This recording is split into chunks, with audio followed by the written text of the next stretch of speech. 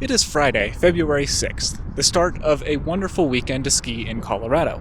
Vail just opened its back bowls, many other ski areas are opening to rain. It's supposed to be sunny and beautiful all weekend long. So of course, I'm going to do the most logical thing. I'm flying to Alabama to go skiing.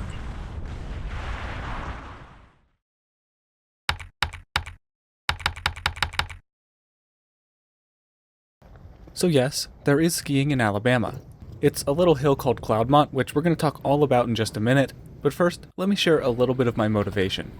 Skiing in Alabama is, for me, as for many others, a lifelong bucket list item, right up there with skiing in the summer and skiing in Hawaii, one of which I've already accomplished.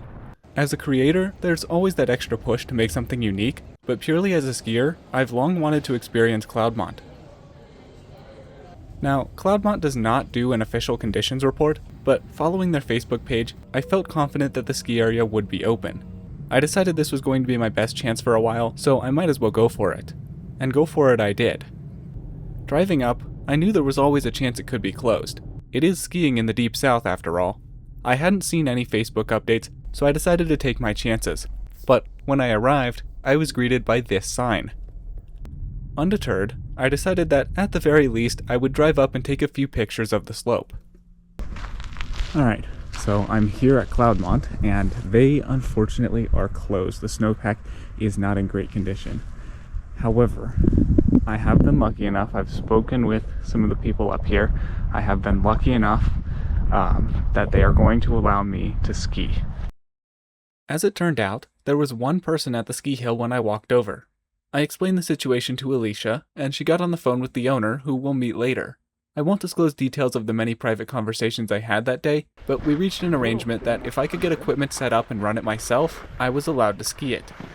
I did just that, and right as I was about to head up for my first lap, this guy showed up. This is Evan, one of the most important people for Cloudmont. He's the volunteer who coordinated the massive effort to reopen the hill for the 24-25 season, and is also one of the main guys behind the day-to-day operations. As you can see, he's extremely passionate about this place. Here for the laughs, you come here to teach your kids to ski, you come here to get some turns in. Exactly. I'm out here on a Saturday in February, there's snow on the ground, I'm gonna go ski it, I'm not gonna complain about it. Snow on the ground, dude, it's ski bama. You see the sign that said shut up and ski bama? Yeah. So you can't complain. Exactly.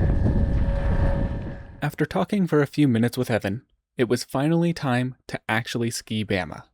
Alright, first run.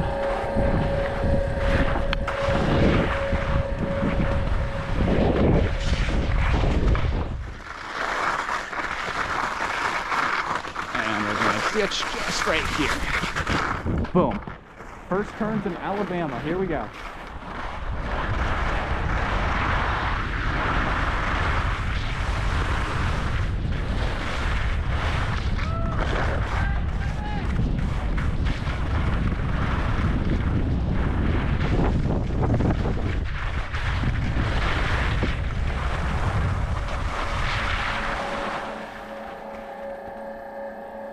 We did it. We're skiing in Alabama. After a few runs on the lower half, Evan told me about a strategy to get to the top of the toe despite the lack of snow coverage. To do this, I had to sit back so far I was practically butt on the skis, and my forearms were burning like I've never felt before.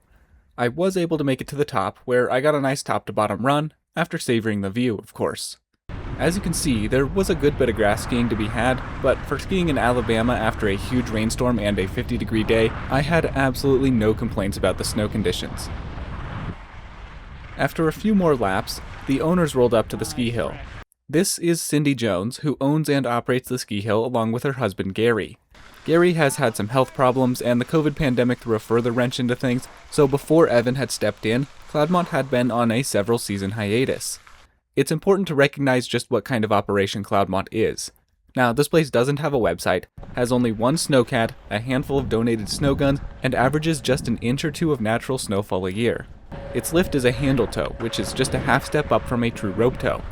And yes, I got to start and stop the lift. After a bit of conversation with Cindy, however, I realized why there was no snow under the lift, why there were huge bare spots next to snowmaking piles, and why the ski hill was closed that day. The Snowcat was broken. Throughout the day, Cindy, Evan, and I discussed whether this day would be the end of the season.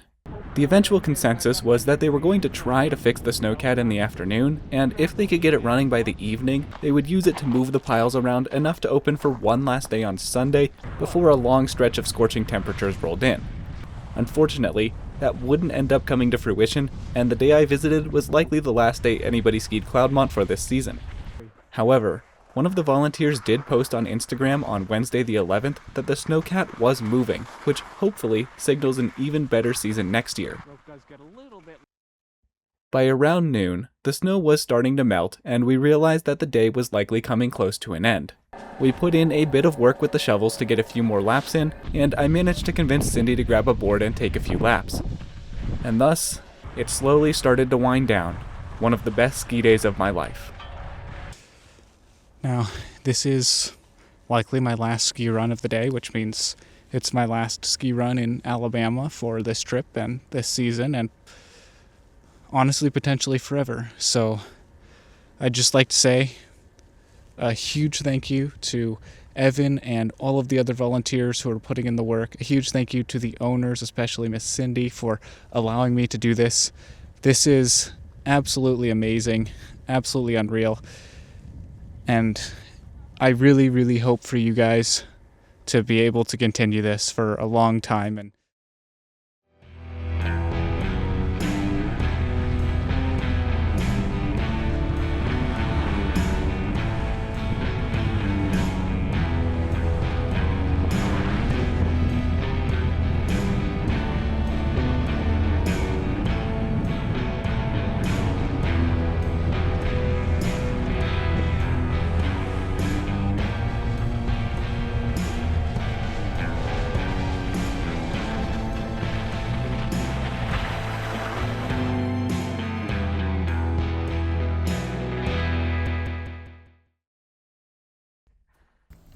At the advice of Cindy and Evan, I finished my day by doing a quick hike down to the gorgeous DeSoto Falls after a delicious lunch at the Wildflower Cafe in Mentone. To be honest, I really wasn't ready to leave Alabama.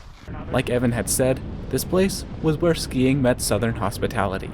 I had made so many connections, and even for the brief hours I was at Cloudmont, I felt like part of a community. So yeah, that's the skiing experience in Alabama. Is it life-changing? In a way, I would argue it was. It showed a different side to snow sports, where one can go out and meet the people making it happen and be a part of that community. Cindy, Gary, Evan, Alicia, Madden, and the many, many others who brought this place to life weren't hidden away in some corporate office building. They were there, making it happen, shovel in hand. The original script for this video involved me narrating on the hill how the rental skis handled, how the snow was, and giving an insider's guide-like tour. That's what I would do if I was just a customer, but at Cloudmont, I wasn't. And as such, I forgot all about that. What truly went down might not be the most engaging content, but it provided me with some of my favorite memories in a long while. I'm never going to forget this day, Cloudmont, and the people that made it happen. This video, of course, does not function as a guide, but if any of you now have aspirations of visiting Cloudmont and would like help planning a trip, hit me up in the comments or on the Instagram. I know we're a little behind on shoutouts, but I'd like to mention these channels for correctly guessing the mystery run in the trail maps video, these channels for the El Nino video, and this channel for This Ski Season Doesn't Suck. If you want to be shouted out in a future video, keep an eye out for mystery runs and guess them in the comments. A huge thank you once again to Cloudmont and everybody involved for making this video happen, and a huge thank you to all of you for watching. As always, I'd love to hear any and all thoughts down in the comments below. All my love, I'm out.